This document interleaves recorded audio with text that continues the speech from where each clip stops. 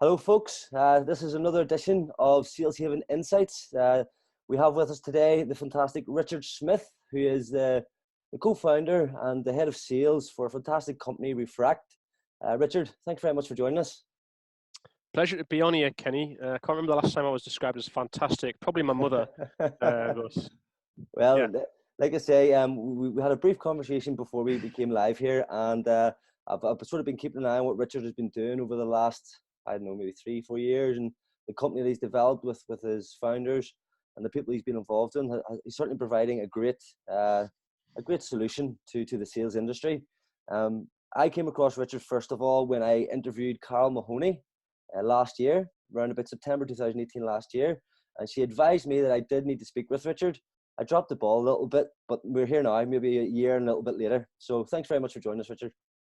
No, absolute pleasure. And for anybody out there who's looking for a sales coach who's going to really help them succeed, look no further than Carol. From dealing with her, I know she's awesome at what she does, and so there's my little plug for Carol. Yeah, I concur. So Richard, we're going to jump straight in here. I want you to tell us a little bit about your sales journey, how you have came to be in sales, and how you've actually came to develop a product for the sales industry. Yeah, great question. Like probably 90% of other people in this great profession, I fell into it, which it sounds so cliched, but it's just so true. Finished university, did a computer science degree, realized after 3 months of my degree that I wasn't very good at computer science. Never realized I never wanted a career in computer science, but kind of just, grit my teeth and stuck it out. Finished university, trying to figure out what on earth I wanted to be doing with my life. And by chance, I kind of got approached by a graduate recruitment agency in the UK called Pareto Law, and they specialize in hiring basically graduates for sales roles. So they find people who haven't necessarily got the experience, but they've got the DNA to be successful. So went to their assessment day, went through their process. They thought I was a good fit. They started putting me forward for various, I guess what we would classify now as SDR type roles, lead generation roles. Finally, after about 3 or 4 failed interviews, got my chance at a small software startup called the Test Factory in the Northeast here, and that's where it all started. I was there pretty much responsible for calling prospects up within the sort of HR function, trying to set face-to-face appointments for a team of business development managers, and that was my job. It was, here's a phone, here's a book of companies we can call, go for it. And I guess my experiences in that job and beyond really helped lead us to why we created Refract in the first place. When I say I was literally in my first week of the job saying, here's a phone, here's a list of people to call, make it happen, that was kind of how it all started. And I think anybody listening to this was thinking, well, that sounds like a pretty, chucked in at the deep end for your first week in the role. Yes, I was told about this is the product. I got the product training, and these are who we sell to, and these are the benefits. I wasn't really taught how to make a cold call. I was just kind of left to figure it out. So made lots of mistakes, probably far too many mistakes than I needed to make. I did well at that job, but I'd say I kind of figured it out along the way. But I didn't have the benefit of anybody listening to my conversations, listening to how I was speaking with customers, giving me feedback, giving me pointers, helping me identify what my mistakes were. I was kind of suffering what a lot of salespeople are going through out there, that they're not feeling like they're being coached. They're just kind of being chucked in at the deep end, and rightly or wrongly are being having to figure it out themselves. And that was the case at all levels of sales I was doing, whether it was an SDR, when I started doing like more inside sales to field sales. The kind of the coaching I got was very, in the moment, ad hoc. The odd time my CEO would kind of walk past my desk or attend a meeting with me. And I was also kind of frustrated that there were some people on my team who I felt I was working harder than them, but they were getting better results. They were selling the same product to the same customers, but all of the demos that they were on, they would going into meeting rooms with the door slammed shut and you could never hear what they sounded like. And I knew that they must be doing something different in those conversations, but I just never knew the reason, never had the reason why. And this kind of led us to creating Refract, was to help address that problem for lots of companies, give more organizations better insights into what's actually going on when their sellers actually speak to customers. One, to help them get better understanding about the voice of the customer, to help them optimize their business, but also importantly, to help them better support their salespeople and to coach their salespeople better, because they can actually hear what's actually going on rather than so much of this just being left to the word of the salesperson. And that's how we created Refract. And, we're sort of 4 or 5 years into the journey, still quite young as a business, but growing. And, we've got a big market, and this is a relatively new space that we're operating in the technology world, but it's a fast growing space too. And it's really exciting time. Yeah. And I would totally agree with you on a lot of things you just said there. A lot of us guys, and believe it or not, most of the people I've interviewed so far, I just fell into the job, just happened to fall into it, and it's the same story more or less for anybody. But there are people who do choose this career. There are people who do choose, they come out of university and say, I want to go into business, and they end up in sales. Having that ability to coach and to learn and to actually be better and to listen to those guys who are good, that doesn't happen often. So I do believe you have a fantastic product, and I think it would certainly change the space for the better. You've touched on a few things there that I have sort of picked up on, a couple of challenges. So you focused on the challenge that you had. What have been the biggest challenges for you personally in sales, and being a sales professional? Yeah, it's a really good question. I think one challenge that I face on a kind of daily, weekly basis is sales is a kind of a relentless job. And someone I met recently summed it up really well for me. He said, it's sales isn't difficult, it's just hard. And I totally agreed with the sentiment of what he was saying, in that I think, sales is sales is kind of, if you know how to do sales, you can understand, process and methodology and great questioning skills, and you can kind of repeat that. The bit that's hard is just that it is unforgiving. It is like, every week you're kind of starting from afresh, or every month you're starting from afresh, whether the meetings board gets wiped or the sales figures get reset back to zero. And it can be seen as quite repetitive as well. And I think for a lot of people, that's the bit that they can't really get on board with sales. That's why some people would never be in sales, because they do see it as being repetitive. But and it is hard to kind of, to pick yourself up after, even doing the job, more than 10 years, kind of bouncing back from the losses and going again, as I describe it, the next day, and keeping your head up and keeping that confidence. That for me is just kind of one of the all-time biggest challenges. I think will always be a challenge. I think the second is I would say something that even though I feel I'm good at this, I feel like I can always be doing better. It's consistency.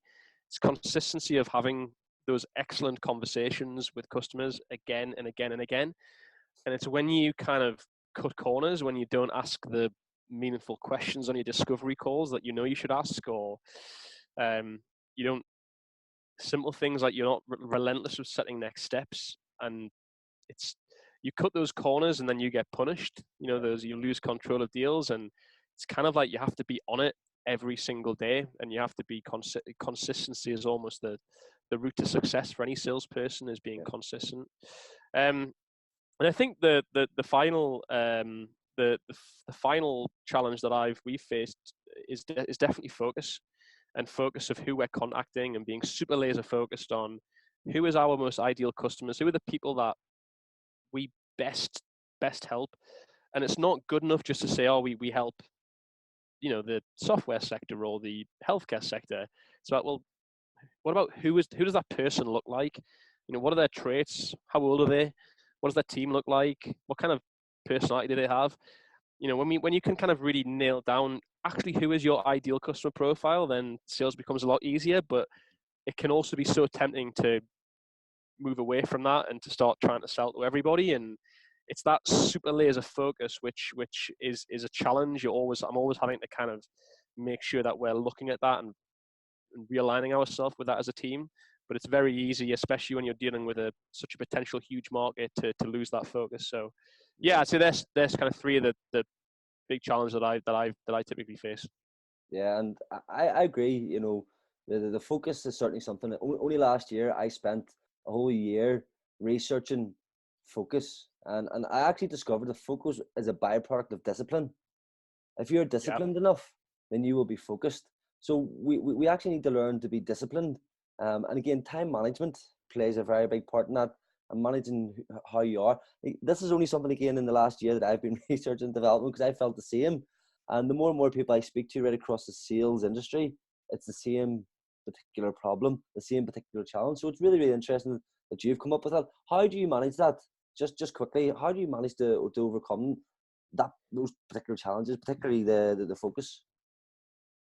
Yeah, I think it totally depends on, when we talk about focus, what we're specifically talking about. I think if I take the example of time management, I'd say one of my challenges is probably not the most organized person in the world. I try to do 10,000 tasks at once and probably don't end up not doing any of them particularly as well as if I'd been focused on a selection of them. So I think a big part of it is just better managing your day as a salesperson. Something I've tried to get a lot better at, of just understanding, prioritizing things you want to achieve in the day. And I tell this to my SDRs all the time about focus and discipline. That actually, so much of your success in that role, as an example, is actually the discipline is actually preparing for your day at work, and the focus is about achieving things that you plan for. So, in other words, don't come into your day and just kind of spend the first 2 hours trying to figure out who you want to call that day. Figure those people out the day before or the night before, and use your selling time to be contacting and trying to speak with those people. Because what you don't want is an 8-hour workday, for example, when actually 5 or 6 hours of that you're not actually selling. You're doing lots of other things which you weren't disciplined to do the day before to set you up for success the next day. Mm-hmm. And the best salespeople I've ever worked with have absolutely had both of those things, Kenny: discipline and focus. They know exactly what they need to achieve. They know the end result. They know exactly what they need to do in order to achieve that result. They work backwards. And they're super, super disciplined at making sure those things happen, again, consistently. Yeah, and again, procrastination, you mentioned about 5 to 6 hours of not selling. Some salespeople will use procrastination as a tool to not sell, but we'll not get into that right now. That's another challenge for another day. In terms of, so you as a professional salesperson yourself, what is your favorite part of the job? What do you enjoy doing every day? So there's two things here. So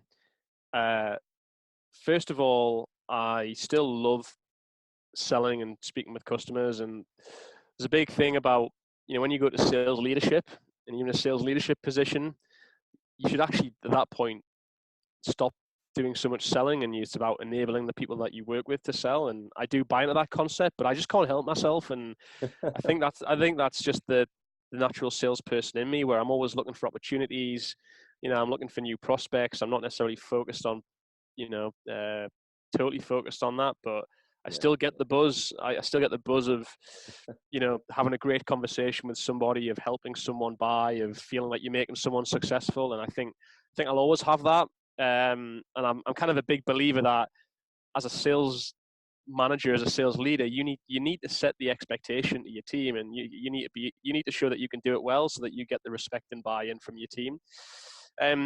But the other side of what I do is I'm really passionate about is helping and coaching other salespeople.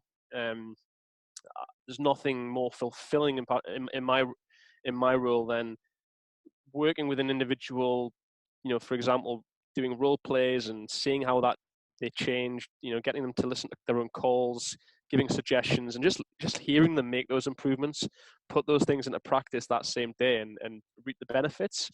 And I'm so passionate about that. This every sales leader, sales manager should get passionate about helping their salespeople to succeed.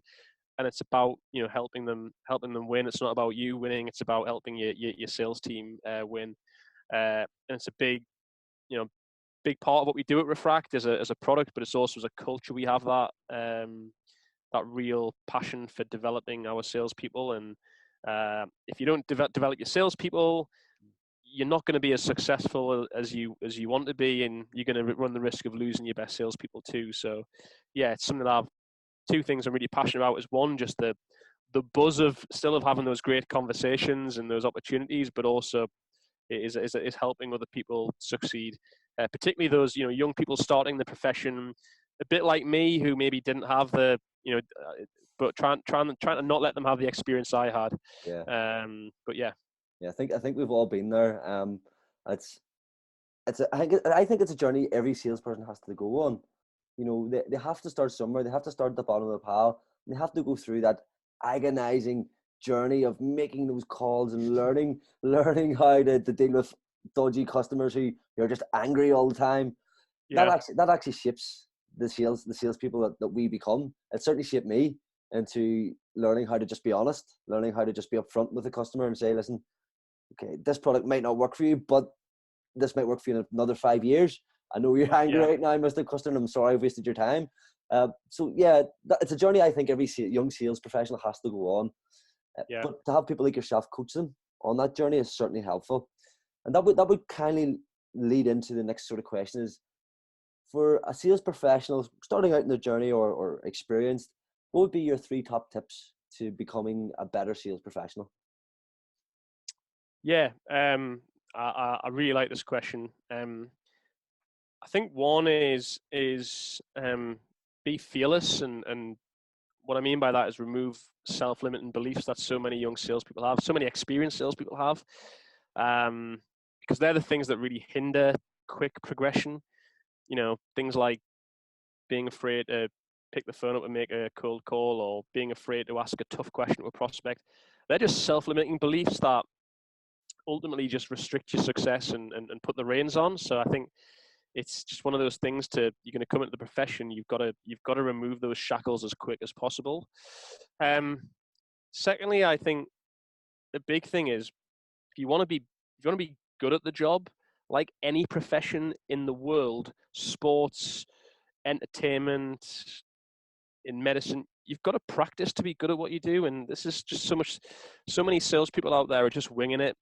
They're not practicing, and it's just like, you know, the best sports people in the world, they don't stop practicing what they do, you know, just because they're at the top of the game. They're continually working on and refining what they're doing. And you know, I kind of things like role play as an example is one of those terms that salespeople hear and they kind of shudder, kind of like sends a it's daunting, isn't it, for a salesperson to hear that? but the problem is I just see so many examples of where role play is just done wrong in weird situations. It's unnatural, and I think being part of a good coach is learning how to facilitate role play as an example is a great way to help reps practice and get super confident and better at what they do.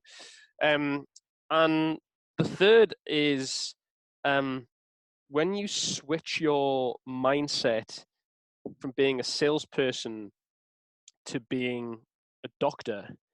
I'll just talk about this analogy. Mark Roberge, in his book, The Sales Acceleration Formula, talked about this, and I think it's such a inspiring analogy of like this.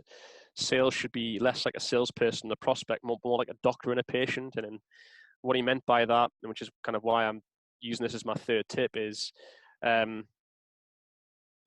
when you go to see a doctor, you don't, you know, the doctor is the trustworthy person in that situation. You know, you listen to what they say, they ask you questions, they diagnose, they provide the prescription. The patient never argues back. They don't barter over price over the medication. They don't say, I'll think it over about taking these pills. You take the medication, the patient takes the medication because they trust in the doctor. The doctor is seen as the trusted advisor.